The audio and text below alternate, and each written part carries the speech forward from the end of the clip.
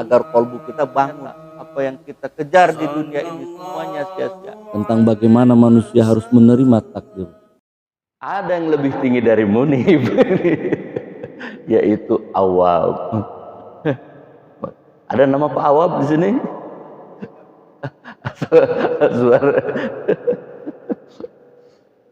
Awab itu tobatnya karena mengetahui keagungan Allah Subhanahu wa taala. Baginda Nabi Muhammad SAW dalam sehari itu tak kurang dari 100 kali beristighfar kepada Allah.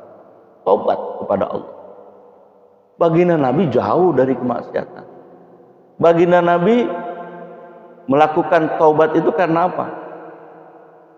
Karena bersyukur kepada Allah. Tingkatnya sudah pada tahap mengetahui keagungan dan kemuliaan yang Maha Kuasa itu. Nah, ibadah juga begitu. Ibadah pada level pertama, ibadah syariat yang kita laksanakan ini hanya untuk memenuhi kewajiban saja. Diharapkan ibadah itu naik tingkatnya kepada mengenal Allah. Sehingga dikatakan ubudiyah. Ubudiyah ini penghambaan. Nah, pada tingkat penghambaan ini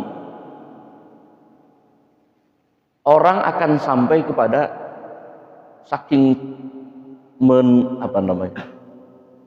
saking meresapnya. Seperti tadi kalau di awal mungkin ibadah yang syariat itu mungkin seperti thayyib lah. Bagus secara fisik. Allahu Akbar, ya datang ke masjid. Bagus secara fisik. Thayyib. Tapi belum masuk ke wilayah khairnya, kebaikan yang masuk menjadi sifat-sifat dari kehambaan itu. Belum masuk kepada tingkat yang lebih tinggi lagi dari ma'rufnya. Belum terlihat nampak amal perbuatan dari hasil ibadah itu. Yang diharapkan sampai kepada ihsan, sampai kepada hasanah, kebaikan yang hasanah.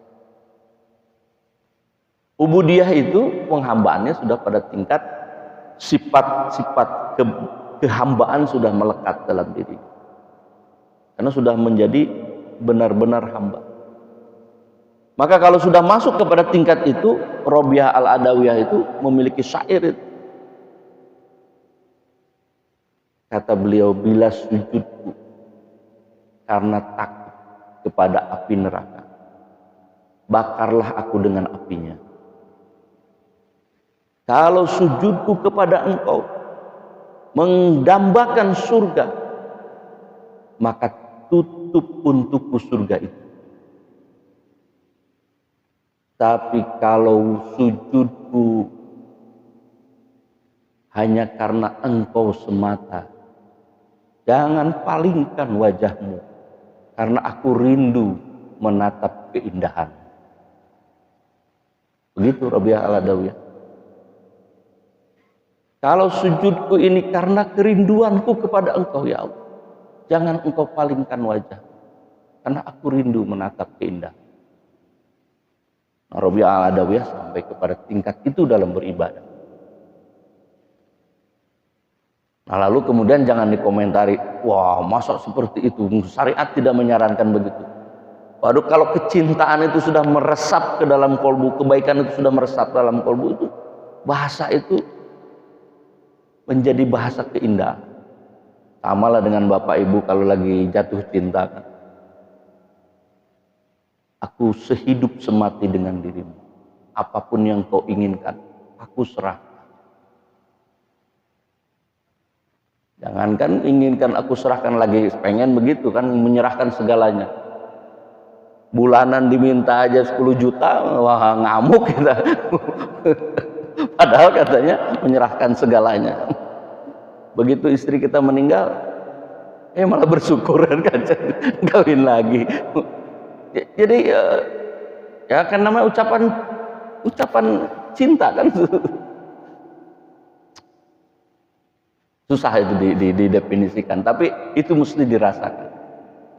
Bagaimana kecintaan.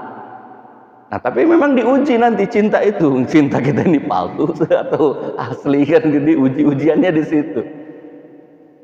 Nah, ubudiyah ini adalah seorang hamba yang ketika dia beribadah terus kepada Allah, justru Allah bebankan dia dengan penderitaan-penderitaan.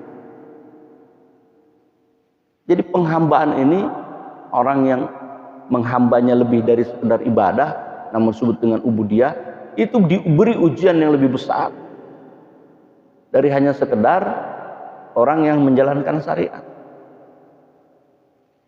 Jadi ketika Bapak Ibu menghendaki jalan menuju Allah itu dengan serius, dengan sungguh-sungguh, maka bersiaplah dengan ujian.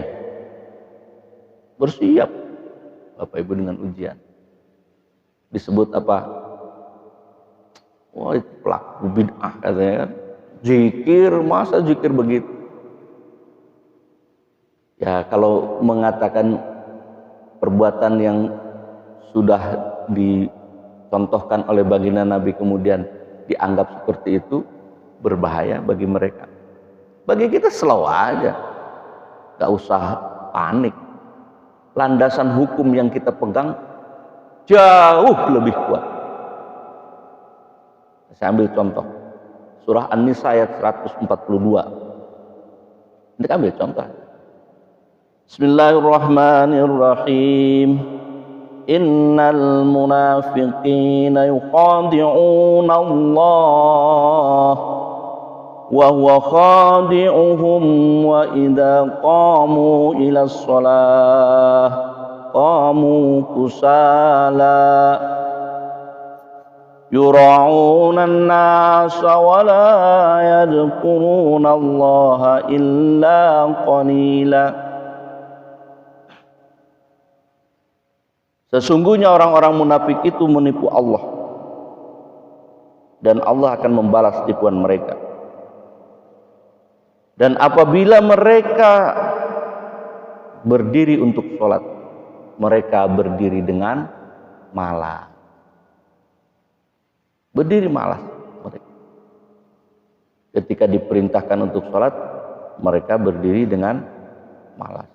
Mereka bermaksud ria kepada manusia, dan ciri mereka itu salah satunya wala yadhkurunallaha illa qalila. Mereka sedikit sekali zikirnya kepada Allah. Mereka sedikit sekali mengingat Allah. Bagus orang berzikir atau enggak berzikir, Pak, kalau sudah lihat ayat ini? Berzikir, Pak, banyak-banyak. Belum lagi dalam surah Al-Baqarah dikatakan mereka yang melarang orang-orang menyebut nama Allah di rumah Allah. Ini menyebut nama Allah di rumah Allah dilarang, maka orang itu Allah akan berikan kehinaan dalam kehidupan dunia dan akhirat. Ditampakkan nanti kehinaannya dalam kehidupan dunia. Bapak Ibu yang dirahmati Allah, maka ubudiyah ini adalah orang-orang yang benar-benar diberikan ujian lebih dari seorang hamba, orang ahli ibadah.